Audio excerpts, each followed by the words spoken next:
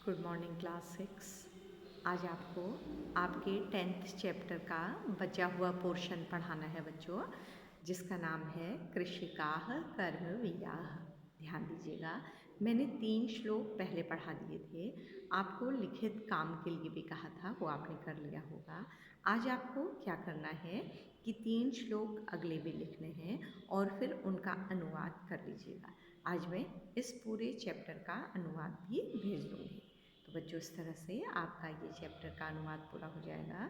तो हम अपनी अगली कक्षा में, बल्कि लाइव क्लास में, मैं इसके आपको जो अभ्यास कार्य है वो करवाऊँगी, ताकि आपको हम क्वेश्चन आंसर भी करें और आपको वो वहीं पर याद हो जाए। तो बच्चों, आपको चौथा श्लोक में पढ़ाने जा रही हूँ, वो है गृहं जीर्णम। एक एक शब्द को आप मेरे साथ देखिएगा, उंगली लगाकर या पेंसिल की टिप लगाकर, ठीक है। गृहं जीर्णम न वर्षासु वृष्टिं वारयितुं क्षमं तथापि कर्मवीरत्वं कृषिकाणां न नश्यति। तो गृहं जीर्णम, घर, जीर्ण पुराना, पुराना है, उनका घर क्या है, बहुत पुराना है। न वर्षासु, वर्षा में, वृष्टिम, पानी को, वार्यतुम, रोकने में, क्षमम, समर्थ है। मतलब वर्षा ऋतु में जब बारिश होती है तो उसे रोक भी नहीं सकता है। यानी कि जो उनका घर है वो इतना पुराना है कि जब बारिश होती है तो पानी क्या हो जाता है, अंदर भर जाता है। तथापि, तब भी, कर्म वीरत्वम, उनकी कर्म वीरता यानी कि काम करने का साहस, कृषिकाणाम, किसानों का, न नश्यति, नष्ट नहीं होता है। क्या है बेटा, इतनी परेशानी में भी उनका घर इतना पुराना है कि वर्षा ऋतु में वो पानी को नहीं रोक सकता, तब भी उनकी, किसानों की, काम करने का साहस कभी समाप्त नहीं होता। यानी कि वो तब भी काम करते हैं, उनको बहुत कष्ट हैं उनके जीवन में, तब भी काम करते हैं। अगला है तयोः, उन दोनों के, श्रमेण, उन दोनों के लिए, किसके लिए कहा है बच्चों, किसान और उसकी पत्नी। तो तयोः श्रमेण, उन दोनों के परिश्रम से, क्षेत्राणि, खेत, सस्य पूर्णानि, सस्य, धान से, अनाज से, पूर्णानि, पूर्ण, फसल से पूर्ण, सर्वदा, रहते हैं हमेशा। सर्वदा मीन्स हमेशा। तो उन दोनों के परिश्रम से खेत हमेशा फसल से परिपूर्ण या भरे हुए रहते हैं, या अनाज से भरे हुए रहते हैं।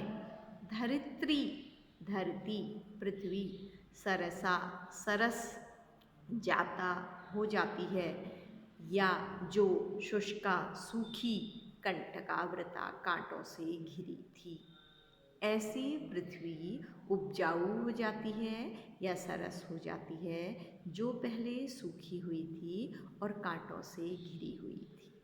बच्चों, कोई भी जमीन या पृथ्वी का टुकड़ा जो कांटों से भरा हुआ है, पत्थरों से भरा हुआ है, उसे अच्छा कौन बनाता है, किसान। वही इसमें कहा गया है कि जो धरती सूखी थी, बेकार थी, बेकार पड़ी थी, बंजर थी, ठीक है, और कांटों से भरी थी, उसे उपजाऊ कौन बनाता है, किसान बनाता है।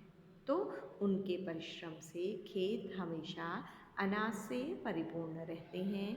ऐसी धरती जो सूखी थी तथा कांटों से युक्त थी, वो धरती कैसी हो जाती है, सरस हो जाती है, यानी कि उपजाऊ हो जाती है। सरस का मतलब है बेटा हरी भरी, ठीक है, पानी से युक्त। अगला है शाकम अन्नम, दो शब्द मिले हुए हैं। शाकम सब्जियाँ, अन्नम अन्न, ग्रेन्स, फलम फल, दुग्धम दूध, को, इसमें द्वितीय विभक्ति है तो को आएगा।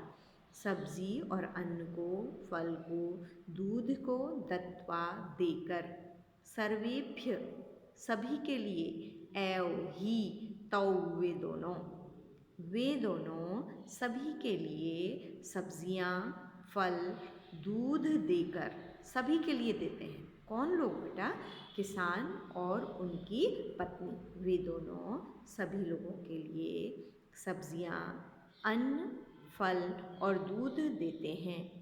क्षुधा तृषा कुलौ, लेकिन स्वयं क्षुधा भूख, तृषा प्यास से आकुलौ व्याकुल, नित्यम रोज विचित्रौ, अलग प्रकार के विचित्र प्रकार के जन पालकों लोगों का पालन करने वाले हैं। ये दोनों अनोखे हैं, अनोखे इंसान हैं जो खुद तो भूख प्यास से व्याकुल रहते हैं। अलग प्रकार के इंसान हैं जो स्वयं भूख प्यास से व्याकुल होकर सभी के लिए सब्जियां, अन्न, फल और दूध देते हैं। तो बच्चों, क्या कहा गया है कि किसान सबके लिए तो अन्न उगाता है, सबको अनाज प्रदान करता है, लेकिन स्वयं उसके कभी कभी भूखे रहने की भी नौबत आती है। तो ये क्यों पढ़ाया गया है लेसन बेटा? आप शहरों में रहते हैं, आपको खाने को मिलता है, हमें जो भी चाहिए हम मार्केट जाते हैं, पैसा खर्च करते हैं और वहाँ से खाना ले आते हैं। ठीक है, तो बच्चों 1 मिनट, एक कॉल आ रहा है, मैं इस वीडियो का बचा हुआ भाग आगे पढ़ाती हूँ। ठीक है।